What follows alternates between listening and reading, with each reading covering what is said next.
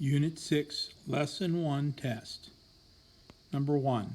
Calcite, also known as calcium carbonate, is one type of mineral which typically forms in seawater. What causes calcium carbonate to form in this way? A. Molten rock cools and hardens as it reaches the Earth's surface. B. Groundwater heated by molten rock reacts with minerals in the rock to form new minerals. C. Existing minerals change into new minerals when nearby molten rock causes an increase in temperature. D. Seawater carrying dissolved minerals becomes concentrated and causes minerals to precipitate out of solution. Number 2. Minerals make up most of the rocks on the Earth's surface. What are 3 changes that can cause minerals to form by metamorphism? A. Pressure, temperature, melting. B. Pressure, physical makeup, melting. C. Temperature, melting, physical makeup. D. Temperature, pressure, chemical makeup. Number 3. A student is comparing the properties of several mineral samples. Which approach is the most useful for analyzing the color of each sample? A. Pour hydrochloric acid on the sample to see if it dissolves. B. Scratch one sample with another sample. C. Observe the outside of the sample.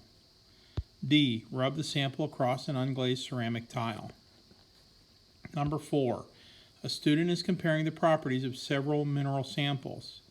Which approach is most useful for analyzing the hardness of each sample? A. Pour hydrochloric acid on the sample to see if it dissolves. B. Scratch one sample with another sample. C. Observe the sample under a microscope. D. Rub the sample across an unglazed ceramic tile.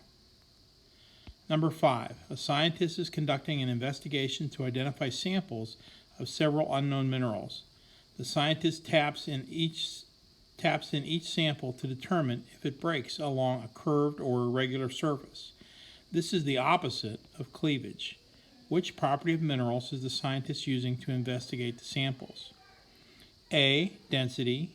B. Fracture. C. Hardness. D. Magnetism.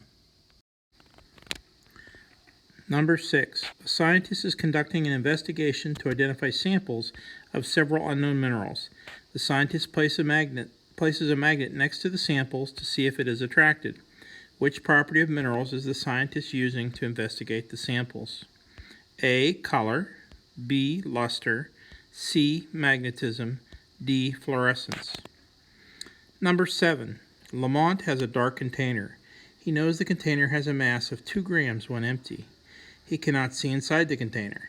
However, he is able to use a balance to determine that the container has a mass of 2.7 grams. What can Lamont conclude about the container? A. It contains matter. B. It contains a solid. C. It contains energy. D. It contains a liquid. Number 8. The table below shows Mohs hardness scale. 1 is talc, 2 is gypsum, 3 is calcite, 4 is fluorite, 5 is apatite, 6 is feldspar, 7 is quartz, 8 is topaz, 9 is corundum, 10 is diamond. A scientist rubs an unknown mineral against samples of calcite and apatite. The mineral leaves a scratch on both samples. Which of the following is the most likely the unknown mineral? A. Apatite. B. Calcite. C. Fluorite. D. Gypsum. Number 9. Which properties describe all matter? A. Having volume and charge. B. Having mass and taking up space. C. Having atoms and taking up space. D. Having molecules and temperature. Number 10. Which of these is a silicate mineral? A. Gold. B. Mica. C. Halite. D. Oxygen. Number 11. Diamond is a valuable mineral that is made up of carbon atoms arranged in a repeating pattern. This repeating pattern gives diamonds their hardness. Which of these characteristics do diamonds share with all minerals? A. Extreme hardness. B. Rarity and high cost. C. Orderly crystal structure. D. Made up of carbon atoms. Number 12. The drawing below shows the cleavage of 5 minerals. A scientist studies a sample of an unknown mineral. She notices that it can form perfect cubes when it breaks. What kind of mineral could this be? A. Calcite, B. Fluorite, C. Halite, D. Muscovite. Number 13. These diagrams show the arrangement of silicon and oxygen atoms in 2 different materials. Which statement best classifies these 2 materials and why? A. They are both minerals because they contain silicon and oxygen atoms.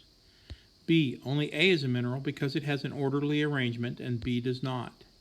C. Neither is a mineral because they both contain more than one type of atom.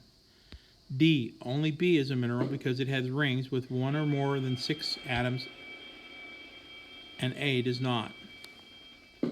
Number 14. The table below lists the densities of 4 different mineral samples.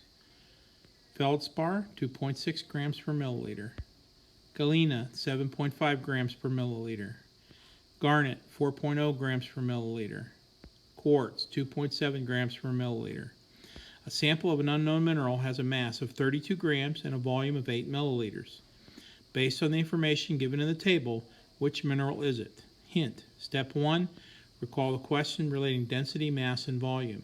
Step 2, use the equation to find the density of an unknown mineral from its mass and volume. Step 3, find the mineral in the table with the density you calculated. A. Feldspar, B. Galena, C. Garnet, D. Quartz. Number 15. Fong is examining samples of quartz, feldspar, and mica. What do all these samples have in common? A. They are metals. B. They are pure elements. C. They are silicate minerals. D. They are non-silicate minerals. Number 16. A student is testing a mineral in science class using the procedure shown. Which property of the mineral is being tested? A. Cleavage, B. Color, C. Luster, D. Streak. 17. A student is testing a mineral in science class using the procedure shown. Why is this procedure useful for identifying minerals? A. Some minerals leave a mark on a ceramic plate, but others do not. B. Some minerals produce different colors when rubbed across different materials. C. Some minerals crack along a single line when rubbed, but others crack along several lines. D. Some minerals have the same color on the outside, but produce a different color when rubbed in this way. Number 18. A student is shining a light on several different mineral samples. Which observation should the student make to compare the minerals in terms of luster, either metallic or non-metallic? A. How light is produced by the mineral. B. How the color of the mineral changes. C. How light is reflected from the mineral. D. How the temperature of the mineral changes. Number 19. The table below shows the Mohs hardness scale. An unknown mineral scratches fluorite and calcite but not quartz. Which of the following minerals might it be? A. Apatite, B. corundum, C. calcite, D. gypsum. Number 20. The table below shows part of the Mohs hardness scale. An unknown mineral scratches orthoclase but not quartz. Which of the following might be the hardness of the mineral? A. 5.6, B. 5.9, C. 6.3, D. 7.1.